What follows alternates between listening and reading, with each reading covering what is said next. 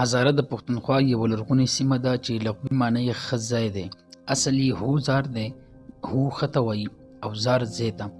دلته زیات ګډون قوم آباد دی. دوی دوه لویې تپې لري چې یوه سالار او بله منصور نومیږي. دا دواړه وروڼه وو چې یو مشر و او بل کشر. د مشر اولاد د هزارې په لویدیځه برخه کې اوسي چې مشهور ځای پکې سریکوټ دی، او د کشر اولاد د دې سیمې په ختیځه برخه کې اوسي چې تر مانسیري او پګلۍ پورې رسیږي. هزاره کې د ګډون نه علاوه نور پښتانه هم شته چې مشهور پکې ترین دي.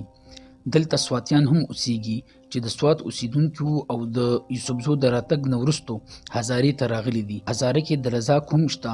کله چې یوسفزي د کابل نه پیښور ته راتلل نو د لزاکو سره یې جنګونه پیښ شول چې په اخر کې د لزاک له اباسینه پورې وتل او هزارې ته لاړل.